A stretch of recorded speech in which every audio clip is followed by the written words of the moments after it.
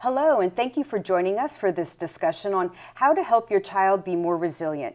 This is the third webisode in a series that's being sponsored by Mission Healthy Living on resiliency and learning how to cope in the face of adversity. Joining me today is Kelly Bergen. And Kelly, you're a life skills teacher at Owen J. Roberts School District. Welcome. Thank you.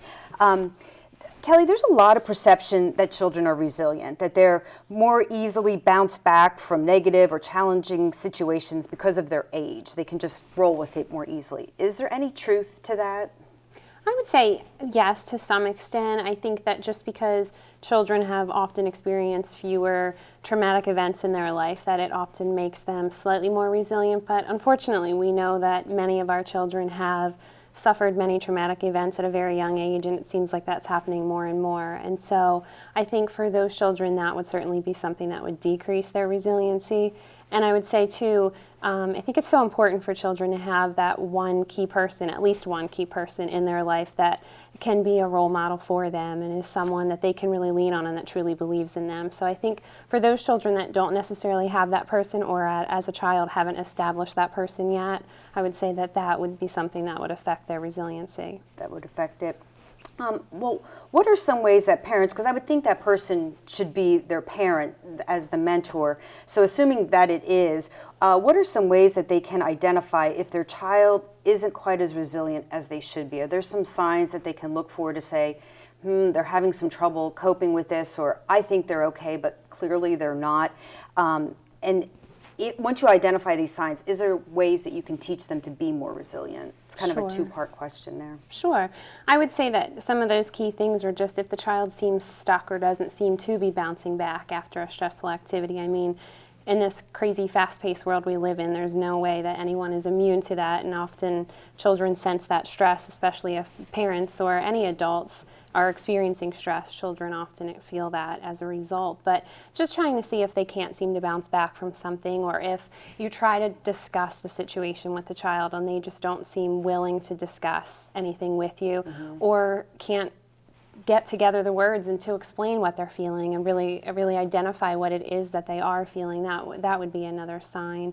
Or if they seem unusually emotional, you know your children, and if they seem to be emotional in a way that they aren't typically, that would be another sign that maybe they aren't quite as resilient or aren't handling the situation the best. And then as far as can you teach your child to be resilient? I would say absolutely, and I would personally, I think that that's probably one of the best things you can teach your child. That's a real gift, is how to be resilient, because that's something we all need as we go throughout life. So yes, I would definitely say that's something that you can teach your child, and often probably the best way to teach that is through modeling, by being resilient and by modeling those skills that make us resilient.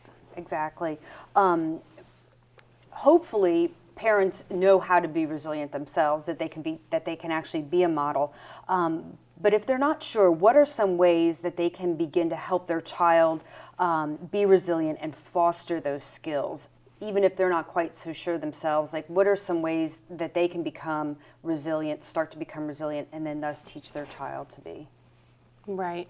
I would say, again, I mean, first and foremost, we need to make sure for our children that they do have that one key person, and sometimes it's not the parents. And Right. so if there's a child that doesn't have that one parent, that there is someone that can be established, be it a coach or be it a person from their church, or someone that child could really identify with, that they know truly believes in them, because without that, I think it's hard for any child to be resilient in any way. But some of the things that I think would be so key is that when we're listening to children, to be empathetic with them. And by that I don't mean that we just agree with whatever the child shares with us, but that we really try to understand where they're coming from. We really try and look at things from their point of view, and try and just listen to them and let them know that we really respect where they're coming from.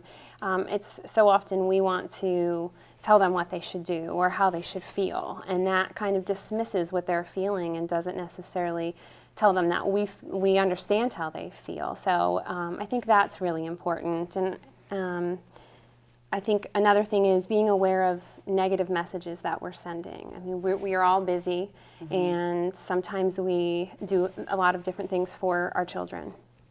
And then all of a sudden things have been swept under the rug, and one day we're having a bad day, and we kind of let loose on the child and say all kinds of things that later we might regret. But in that moment, we just kind of said they can't do anything, or Right. you know, whatever the case may be. And so I think it's important that we kind of watch those negative messages that we may be sending when we're talking with our children.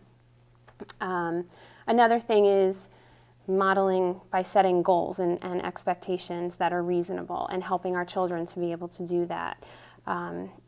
I think for them, they need to be able to feel self-worth.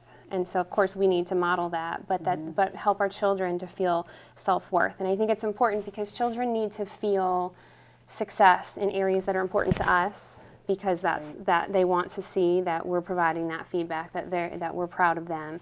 But they also need to feel success in areas that are important to them. Right. And so I would say that that's something that's really important, is that they feel pride in whatever it is that they do. And I think so many little things that the children can do, little tasks that we can set up at home, give children pride. I mean, at a little age, just having some little task that they can be proud of at night that they've accomplished, and kind of making that develop as children get older. Another thing would be helping the children to understand that mistakes are really essential to learning. And I would say that probably less resilient children often view that as a failure. And Yes. they've learned They're that too somewhere. hard on themselves, right? Right.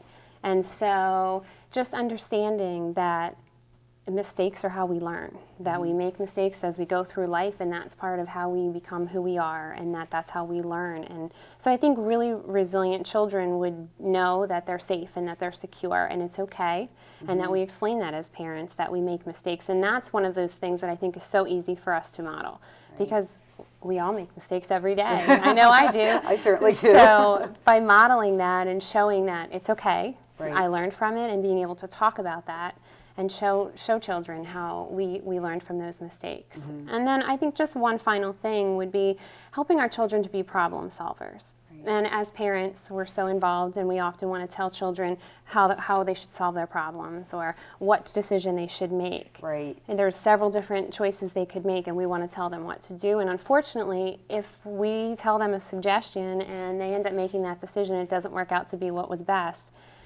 they could be resentful, which we don't want. We want them to learn to make those choices, so in the future they can make those choices on their own, instead of always looking to an adult or someone else to guide them as to what to do. Or tell them what to do, because then you start to learn that behavior. Right. So, Kelly, this is all wonderful suggestions. Thank you so very much. You're welcome. To view this webisode in the series and all the other webisodes, please log on to www.missionhealthyliving.org and go to the media section. Thank you.